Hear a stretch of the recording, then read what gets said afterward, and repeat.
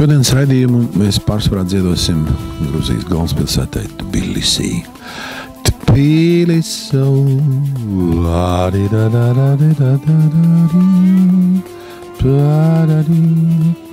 šito dziesmiņu es atceros no bērnības. Nu, varbūt ne no bērnības, bet no jaunības, tad, kad mēs visi bijām lielajā padomjas tautu saimē.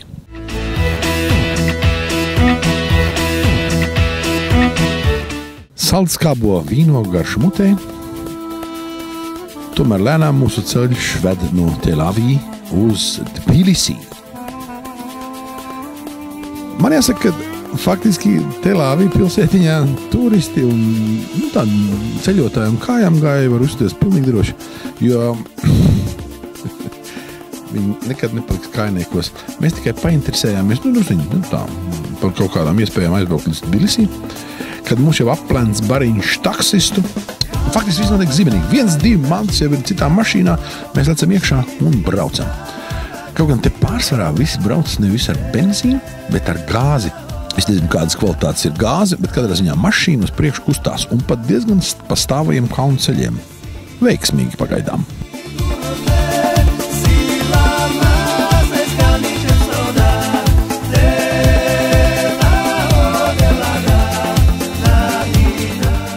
Šis ir ceļš, īsākais ceļš no Tbilisī uz Tel-Avī un Alazānas ielai. Viņš ir 3 reizes īsāks nekā, ja brauktu riņķī pa normāli lielu šosei, bet šis ir augstākais punkts pārējā, Humburgas tā saucamajā pārējā. Un augstākais punkts vēl drusciņi priekšā, tas ir 1600 apmēram 57 metri. Un tur aiz tiem kalniem, jau tālāk lejā, ir tā vieta, no kurienes mēs atbraucām šobrīd. Tur ir raženā un vīniem bagātā Alazānas ielai. Bet pagaidām mēs esam pašā pārējā. Un, protams, ka skats no šejienes ir vienkārši dievīgs. Un es domāju, ka vēl dievīgāks viņš ir pavasarī, kad rosās ārā pirmās zaļās lapiņas. Tur tālumā? Jā, tie ir. Tas ir Kaukās lielais. Tālumā, tur, kur mana roka rāda, tur tālumā, kur tie mākoņi. Mēs braucam pa šito ieleņu augšā, un tas ir tas taisnākais ceļš. Bet tur pāri mēs tagad redzam tālumā, tas jau ir lielais Kaukās. Un tur tie kalniņi, kas ir zem mākonīšiem apakšā, tie no 3 līdz 3,5 kilometriem augsti. No turienes mēs arī atbraucām. Protams, ka katrs sevišķi austrumu valsts, zināma vizītkarte, ir viņas tirgus. Un tāpēc pat neaizbraucot līdz Tbilisī centram, mēs noteikti iegāžamies kādā no tiem. Būtībā, es domāju, ka sāksies interesantākie joki. Mēs esam Tbilisī. Pēdējo reizi es šajā pilsētā biju 1981. gadā. Jāsaka, gods un slava, esmu atgriezies savā jaunībā. Dosimies iekšā tirgu, kas faktiski ir diezgan bīstami. Tāpēc, ka te jau nav tā kā pie mums. Tā neviens tā īpaši neceremonējās. Viņi vienkārši paņem tev un ierauj. Un saka, nopirksi pēc vecā krievu principa. Kupik ir pič. Ja nav naudas, tad baigi slikti. Bet katrā ziņā tirgus ir interesants un mēs mēģināsim saprast, kāds viņš izskatās no iekšpuses. Jo mums jau te jau aplēns jau no visām pusēm. Mēs laižam iekšā.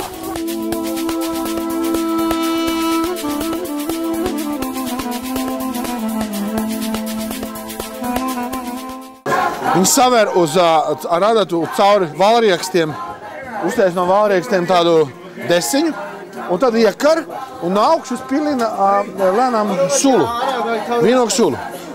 Un tā sula ir saldāk vai mazāk salda, un viņi ir tai sulā iekapsulējās. Tur iekšā iekšpusē ir valrieksti, tie visi. Вот как называется? Čurčhela. Tas ir čurč. O, pareizi ir tā. Čurčhela. Nu, tirgus ir ne tikai brīnišķīga vieta ar savu fantastisko vietējo produktu izvēli, bet arī ar to, ka šeit var zibenīgi saorganizēt draugus. Jo pēkšņi kāds padzirdējis, ka mēs runājam kaut kādā dīvainā valodā, noskaidro, ka mēs esam no Baltijas un no Rīgas. Viss notiek. Draugi ir klāt.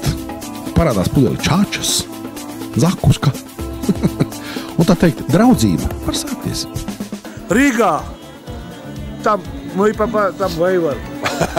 Vaivar. Не. Тихо. Во Вторую Отечественную, ну там все практически были. Они же шли на запад. Тихо. Тихо. Nu? Сейчас, момент. Patreiz noteikti šausmīgi nopietni sagatavošanās darbi, tāpēc, ka vajadzēs mazliet ieeja. Nu, tu saproti, ar grūzīniem nekā nevar darīt. Ja tu ienāc grūzīņu tirgu, tad ir vakars.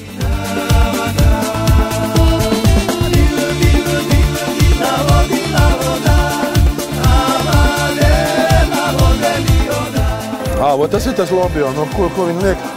Vot no šitiem te, tas ir tas, ko viņi liek arī te iekšā, nu viņi taisa lobio, to ēdienu, nu tādu stipru ar mērcīti. Un ko viņi liek iekšā te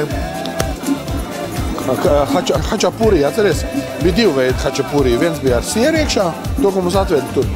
Un viens ar to ar tām pupām iekšā, tas saucamā lobio tam runā. Tas viņa nacionālais tāds ēdiens.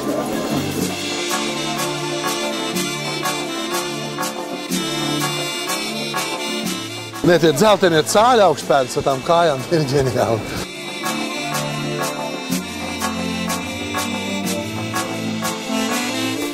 Sālītie faktiski, viņi nav marinēti. Viņi jau vetīti nelieto.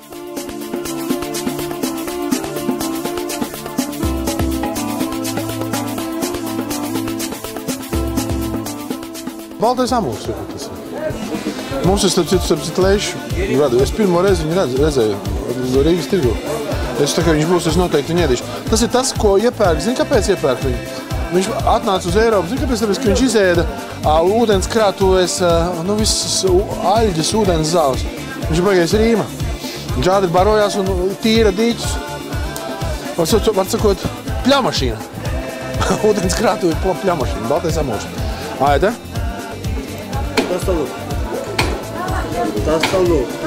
Tostolubik. Šitas ir tas, tas arī ir interesants. Tas, nu, krieviem arī tas, es nezinu, kā tas Latvijas, to es aptiktišos. Tas ir tostolubiks, nu, baigi gašīgās zivis, tās visas ir foršās.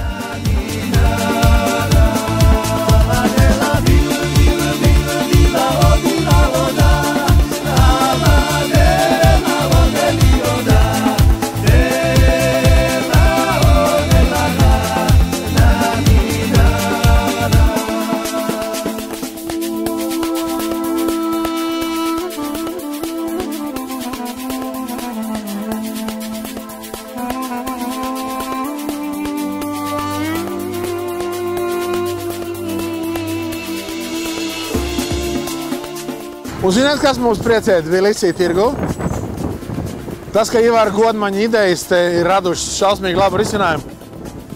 Un izskatās, pa izskatās Godmaņa taupības krāsnīņas. Atcerieties, kas mums bija modē 90. gadu sākumā. Te grūzīni ir absolūti novērtējuši. Un izskatās, ka bizness viņiem notiek. Kaut gan jāsaka, ka mums ir nepaveicies, tāpēc, ka paši vietējie saka, ka tik augsts laiks viņiem nav bijis, ka viņi pat neatceras. Un mēs taisni trāpījām šeit tik augstā laikā, jo parasti viņiem tie, kā jūs ziniet, Gruzija mums tomēr ir dienvidzeme. Bet redziet, beidzot laiks ir pienācis, kad viņiem ir jāiegādās labas idejas no ziemeļzemēm.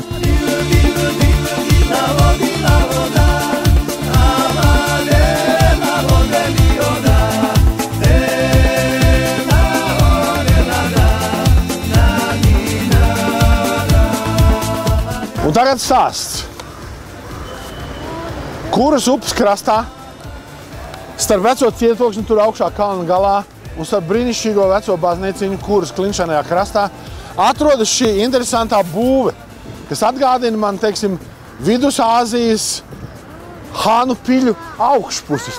Tādas smukas, pumpiņas un baigi dīvainais veidojums. Izrādās, ka šīs ir Tbilisī vecās pirtis, kur tad arī atrodas Tbilisī īstais vēsturiskais centrs. Un noticis tas ir ļoti vienkārši.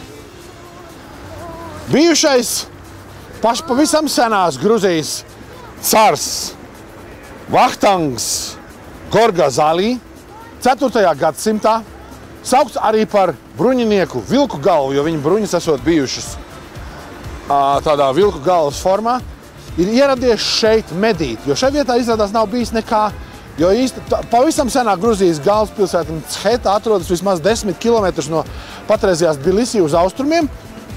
Un tātad Vahtangs Gorgas Alī šeit ieradies ar savu draudzi pamedīt. Un pēkšņi viņš redz, lido fazāns, viņš šauj fazānu.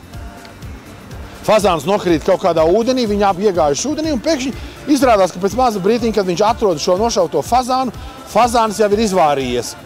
Jo izrādās, ka šai vietā no zemes nāk ārā kaut kādi karstie avoti.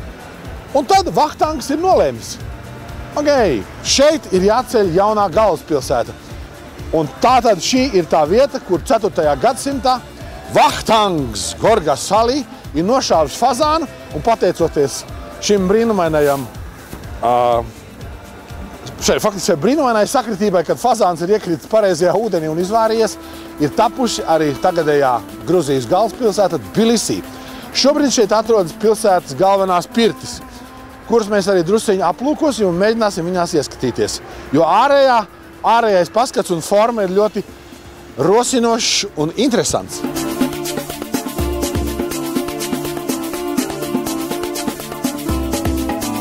Faktiski mēs esam atnākuši pie tādiem maziem vulkāniņiem, jo pienākot pavisam klāt, mēs redzam, ka no šiem skaistajiem veidojumiem, kas atgādina tiešām tādas mazas vulkāniņas, pa augšu nāk ārā smuki dūmi un ož pēc sēra. Un tieši te arī apakšā ir pirtis, kurās sēra ūdens nākot virzemē, arī viņi tagad teiksim, novadīti tādos smukos baseiniņos un dažādās vietās, un šis būtībā ir pats galvenais Tbilisī spa. Bet nevis kaut kāds spa, bet tas ir kopā ar sēru, ūdeņradu un visādiem interesantiem minerāļiem un ļoti populāra ne tikai vietējo, bet arī turistu apmeklēs vietā. Kādā ziņā par to, cik nozīmīgas, teiksim, tbilisiešiem ir bijušas šīs pirtis lejā ar sēru, ūdeņražu baseiniem.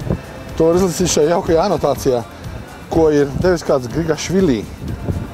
Izrādās, ka sievietes šais pirtīs ir palikušas caurām dienām. Viņas tur ir ēdušas, dzērušas, tēju, protams. Un pirts kādreiz ir bijusi ne tikai kā pirts, bet tas ir bijis vienlaicīgi gan klubs, gan teātris, gan vieta, kur, teiksim, sievietes ir demonstrējušas savus tērpus un rotājumus un dārglietas. Jo tā, godīgi sakot, pirmo reizi, teiksim, augstākās sabiedrības dāmas ir parādījušās jaunā tērpā tieši šais pirtīs. Pirts faktiski kādreiz ir bijis Tbilisī galvenais kultūras, un ne tikai kultūras, bet arī atpūtas un veselības atgūšanas centrs.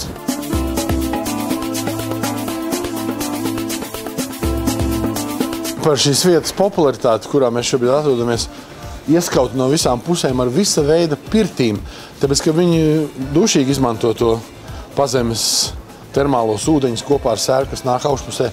Jo ne par velti šeit pie šīs austrumnieciskā stilā celtās kārtējās pirts.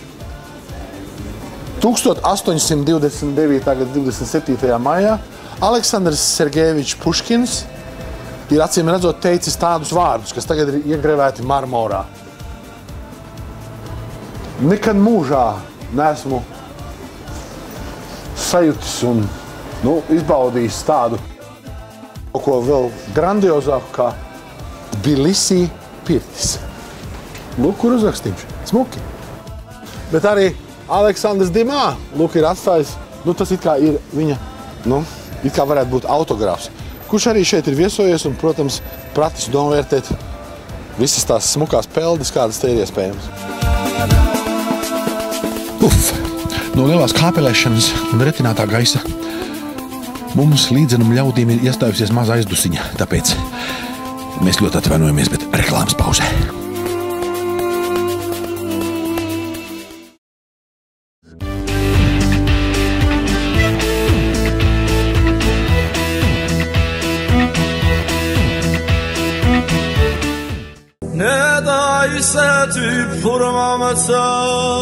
Narinkala cietoksnis, protams, ir Tbilisī dvēsele.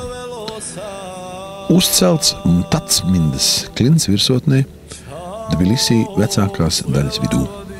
Cietoksnis tika uzbūvēts 4. gadsimtā, toreiz saucies Šuriscihē, un tika uzskatīts par vienu no neieņemamākajiem cietokšņiem uz lielās zīda ceļa 7. gadsimtā, uz kura atradās arī pati Tbilisi. Tādā nelielā aiziņā starp klintīm un aizsargāts no vējiem atrodas botāniskais dārzs. Tas esot, vismaz 400 gadus vecs. Viss ir sācies ar nelielu pils dārzu, kuru izveidoja 1625. gadā. Saratonis pašā augšā, priekš voča. Tur sēdēja cilvēks un skatījās tuvu un tālumā. Vai naidnieks, kur neuzbrūk. Un tad noteikti deva ziņu lejā esošajiem. Un tie modās, lika malā vīna krūkas un tvēra pēc ieroča. Ideāla vieta botāniskam dārzam. Tādā no visām pusēm ir klintis, ļoti augstas, vairāku 100 metru. Un vidū ir smukā tāda grava, jeb aiza, kā viņi sauc. Un tā ir pilna ar Tbilisī botānisko dārzu. Cietoksnis pašreizējo nosaukumu iegūst no seno tjurku valodas Nariņu halā, kas nozīmē šaurais cietoksnis, jo tiešām viņš nav plats, viņš ir ļoti šauras tādas klints dzegas. 7. 8. gadsimtā cietoksnis ir paplašināts, bet tālāk, jau 11. 12. gadsimtā, vēl kāds no Gruzijas cariem cietokli atkal paplašināja un nostiprināja. Un tā cietoksnis dzīvoja laimīgi un pildīja savas funkcijas līdz pat 1827. gadam, kad to ļoti krietni nopostīja zemestrīce.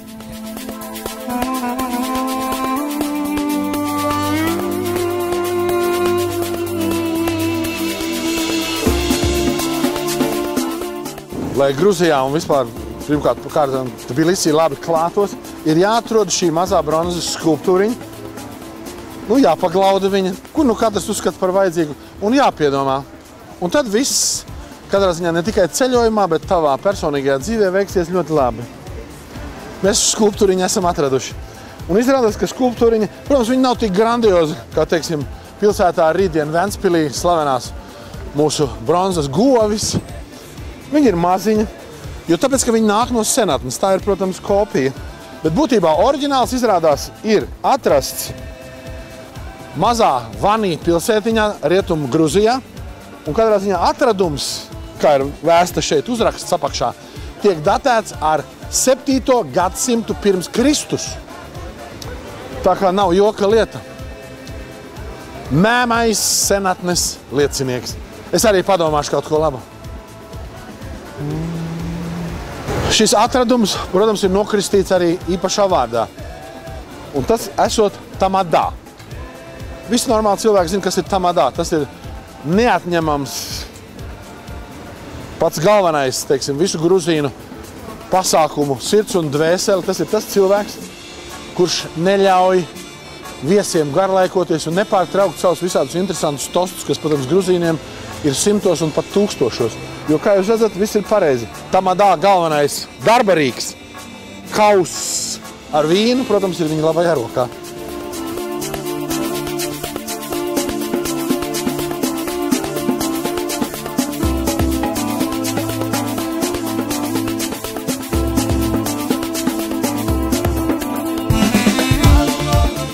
Nākot no slavenās figūriņas cauri mazajam skvēriņam, mēs redzam skaistu pieminekli. No sākuma nesaprotam, kas tas ir.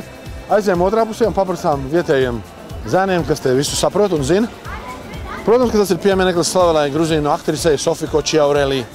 Es domāju, ka daudzi, teiksim, no vecāku gadagājumu cilvēku viņi noteikti atcerās, ja ne tik daudz no teātra izrādēm, tad no filmām, kurās viņi ir filmējusies. Kāds jauks un ļoti sirsnīgs piemineklis ar daudziem viņas veidotajiem tēliem, pieminekļi katrā pusē. Un man, piemēram, kā arī daļēji aktierim, tas, piemēram, ļoti silda sirdi. Kaut gan mūsu operators, vecais Korķis, no tā neko nesaprot. Tie, kas par savu pastaigu objektu ir izvēlējušies Tbilisī vecpilsētu, protams, šeit sastapsies ar visiem arhitektūras veidiem. Gan austrumu, gan vietējo kolorītu, gan eiropeisko. Bet ar vienu katrā ziņā gan ir jārēķinās. Ņemot vērā to, ka es šeit biju pēdējo reizi 1981. gadā, tā teikt, kārtīgos padomijas laikos, šīs vietas un šie kvartāli vairāk vai mazāk nav daudz mainījušies. Tad, kad mēs mācījāmies skolā, es atceros, tad tā teica par Ameriku. Amerika tā ir kontrastu pilsēta. Pilīm blakus būdiņas un būdiņām blakus atkal vēl lielāks būdiņas. Šeit Gruzijā šobrīd ir tā. Blakus pilīm ir šausmīgas būdiņas un arī grausti, bet katrā ziņā viss tas kontrasts ir ļoti interesants, jo paldies Dievam, nestoties uz to, ka teiksim, šis kontrasts joprojām ir saglabājies, kā es teicu, no tālajiem padomijas gadiem, cilvēki, paldies Dievam, ir tie paši vecie, tādi paši sirsnīgi, izpalīdzīgi un jauki.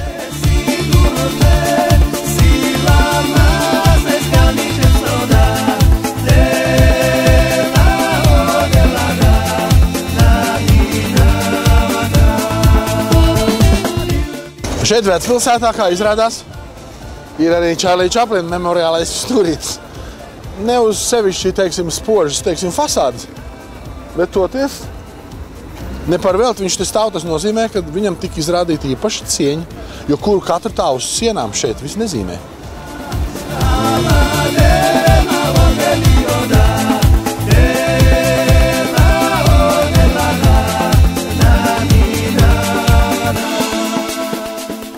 Lūk, tagad dienas gaismā mēs gribējām parādīt šo absolūti necilo puspagarabiņu.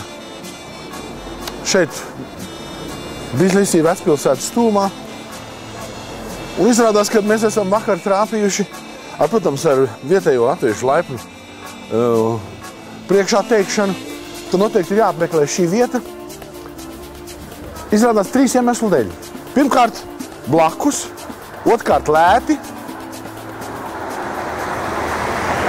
un garšīgi, un treškārt izrādās, ka šis krodziņš jau ir vairāk kā 150 gadus vecs un ārkārtīgi zīmīgs un iemīļots vietējo pašu gruzīnu vidu ar to, ka šeit ir mīlējis sēdēt jau ļoti slavenais gruzīnu mākslinieks Pirosmanī. Viņš te ir sēdējis, sūcis savu vīnu, uzpīpējis un mēģinājis kaut ko arī uzgleznot. Kaut gan vietēji gruzīni saka, ka Pirosmanī diez vai ir pelnījis tādu pasaules slavu, kādu viņam savu laiku sagādāja padomi vara, jo faktiski Pirosmanī esot viens no tiem gruzīnu māksliniekiem, kuru gleznas tagad ir, maksā vairākus miljonus. Kaut gan viņi paši izteicās, tie cilvēki, ko mēs satikām šajā pagarbiņā, ka, teiksim, ir, protams, daudz foršāk un vērā ņemamāk mākslinieki par Pirosmanī, bet tā ir sagadījies, ka viņam ir ticis šis gods. Un šis gods izrādās ir sācies no šī pagrabiņa. Tā kā es domāju, ka mēs tur arī ieiesim. Pieņemsim, ka Pirosmanī kaut kur te tāpat ir sēdējis stūrītī. Un, protams, tur, kur ir viens gudrnieks vai mākslinieks, kā šajā gadījumā, nav ilgi jāgaida arī, ka ieradīsies kāds cits. Un, protams, ka šī ir bijusi tāds diezgan forša vietējo mākslinieku, dzējnieku, rakstnieku un gleznotāju tādu bohēmas vietiņu. Un katrā ziņā baumo, ka šeit pat ir savā laikā ciemojies pats Mihails Ļermontovs, kad viņš ir apmeklē, daudzies pa Kaukāzu. Kaut kā tā. Katrā ziņā to jau īsti nevar saprast, tāpēc, ka visas šīs lietas apaug, kā jau visas leģendas apaug ar skaistām vinjetēm un izdomājumiem. Bet katrā ziņā es pieļauju, ka tā varētu būt, jo pagrabiņš tiešām izskatās ļoti vecs.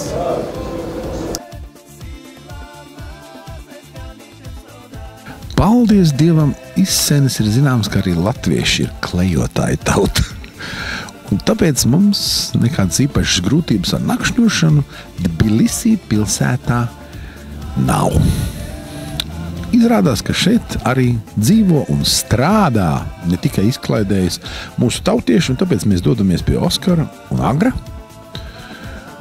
kuri kopā ar Svanetijā it kā dzimušo Vano apdzīvo nelielu, es teiktu, 5-istabu dzīvoklīti Tbilisī, tādā vecās pilsētas vairāk daļā, kur arī mums būs savs kaktiņš un stūrītis, kur nokrist.